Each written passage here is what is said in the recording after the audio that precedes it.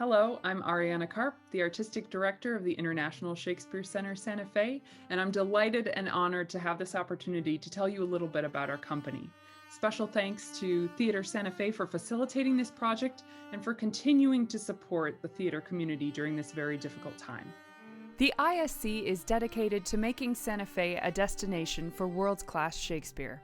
Our philosophy is simple. It's all in the text. We believe that information creates instinct in an actor, understanding in a reader, and enthusiasm in students. We produce performances, provide education for people of all ages, and create opportunities to meet in community to read and discuss Shakespeare.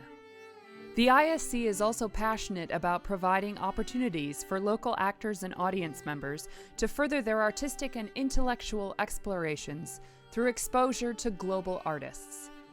Over the years, we have brought many award-winning theater practitioners and scholars to Santa Fe. The following partnerships form the core of our process.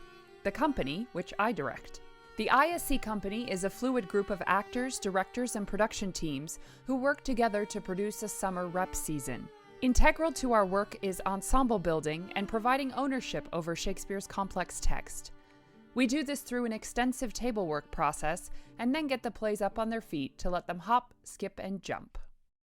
The I Read Shakespeare program, directed by Robin Williams. This is a non-academic and non-performance-based reading and discussion group. The mission of the I Read Shakespeare movement is to foster a return to the centuries-old tradition of reading Shakespeare out loud and in community, a tradition that in earlier eras enveloped Shakespeare in the popular culture, included Shakespeare in family reading circles, reached out to residents in rural communities, kindled civic involvement and meaningful discussion among neighbors, and gave everyone a chance to experience a larger world. The Upstart Crows, directed by Carol Farkas. The Upstart Crows is a Shakespeare troupe for young people ages 10 to 18 that produces workshops and uncut plays with a focus on understanding and collaboration. The Crows provide extensive outreach, including producing the annual Youth Shakespeare Festival, which provides a semester of training for student clubs at schools across Santa Fe County. The Crows also include the Upstart Readers, a dramatic reading company, and the Shakespeare Gym, where participants of all ages and experience can join in on the joys of performing Shakespeare. The Radio Shakespeare Lab, which I curate and direct. The ISC is partnered with Tabling the Podcast on a brand new audio exploration. We are creating a complete radio library of Shakespeare's canon that encourages us all to open our ears and activate our imaginations. Each play is voiced by actors from around the world and incorporates sound effects and original music. Each play will also have 5 to 6 episodes of table work discussions, where the ensemble asks questions, analyzes the text, and delves into character work. This year, the ISC Company will be performing 2 of Shakespeare's most potent political thrillers as part of their programming for the Santa Fe Summer Shakespeare Festival. Coriolanus, which takes place at the very beginning of the Roman Republic, and Julius Caesar, which represents the end of the Roman Republic, portraying the events that ultimately and ironically lead to the Roman Empire.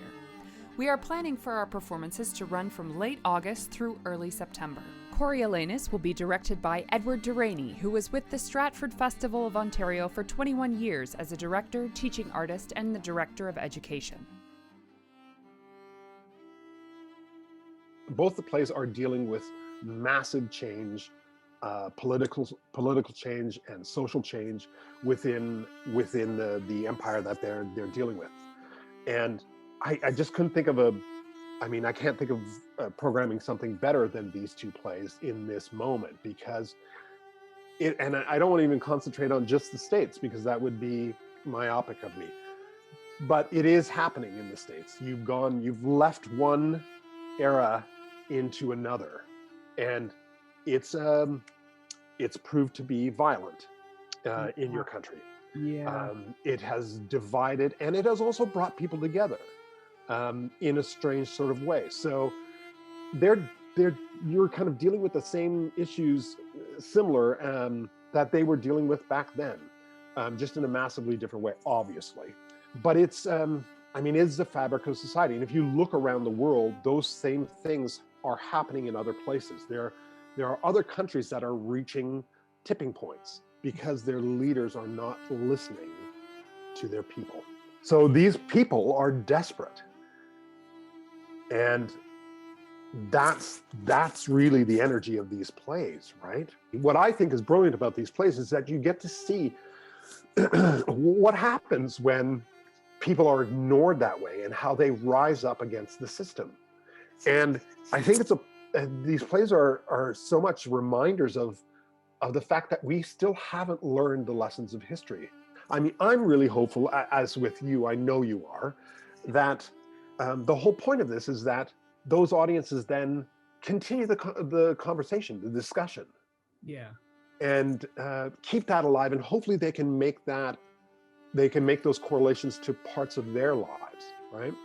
Absolutely. Well, thank you so much, Ed. We're really looking forward to delving in. I'm so excited for you to play Mark Antony. I am too. And thank you so much, and we'll hopefully see you soon. So anytime I have the ability to be in a company of people, I'm probably the happiest I ever am, because I'm constantly learning. I will be directing Julius Caesar, and I'm excited to show you this sneak peek of the play. Working with the phenomenal actors Lynn Goodwin and Jeffrey Pomeroy, we begin to delve into the intricacies of the relationship between Brutus and Cassius at the very beginning of the play. I am not gamesome. I do lack some part of that quick spirit that is in Antony. Let me not hinder, Cassius, your desires. I'll leave you. Brutus, I do observe you now of late. I have not from you your eyes that gentleness, that show of love, as I was wont to have. You bear too stubborn and too strange a hand over your friend that loves you. Cassius, be not deceived. If I have veiled my look, I turn the trouble of my countenance merely upon myself. Vexed I am of late with passions of some difference, conceptions only proper to myself, which give some soil, perhaps, to my behaviors.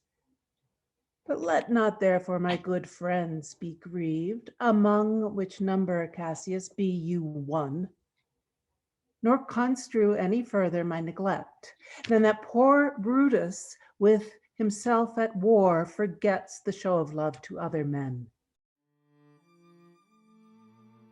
I pay attention to manipulation, and why are your eyes not showing me love lately? He opens the door with a guilt trip, a little bit, right? He basically says, I feel you don't love me, and he basically makes Brutus say, no, I do love you. I'm just struggling with my own stuff, and I'm sorry if you felt that way. Here's something huge and crazy I'm about to suggest, and I've just suggested you don't love me, and so you're going to be less likely to, in modern psychology anyway, you're going to be less likely to rule out my idea because you don't want to hurt my feelings, because I've just told you I don't feel you care for me the way you once did. And it's just a brilliant entry for him to start off on that kind of a foot. So I noticed that, and I feel that that's intentional. Brutus and Caesar, what should be in that Caesar? Why should that name be sounded more than yours? Write them together, yours is as fair a name. Sound them, it doth become the mouth as well. Weigh them, it is as heavy. Conjure with them, Brutus will start a spirit as soon as Caesar. Now in the names of all the gods at once, upon what meat doth this our Caesar feed, that he is grown so great? Now is it Rome indeed, and room enough, when there is in it but only one man. Oh, you and I have heard our fathers say, there was a Brutus once that would have brooked the eternal devil to keep his state in Rome as easily as a king. That you do love me. I am nothing jealous. What you would work me to. I have some aim. What you have said, I will consider. What you have to say, I will with patience hear and find a time, both meet to hear and answer such high things. Till then, my noble friend, chew upon this. Brutus had rather be a villager than to repute himself a son of Rome under these hard conditions as this time is like to lay upon us. I am glad that my weak words have struck but this much show of fire from Brutus. Great. Thank you both so much.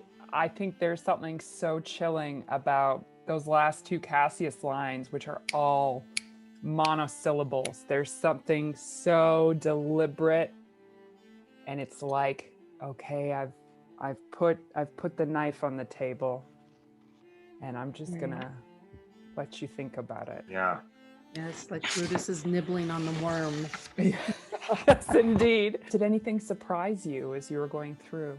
Just kind of the triangular relationship between Cassius and Caesar and Brutus, and that it's kind of a sibling, almost a sibling rivalry, you know, in a way, that there's where you love someone without question, but you want to be the one who's, I guess, if you're the older sibling, you want to be the one who's leading, you know. Yeah, So yeah. there's just kind of that. I've just been thinking on that a lot. Why does Cassius, is it just, why is this guy a god and I'm not and you're not? Why is this guy Tom Brady and I'm not?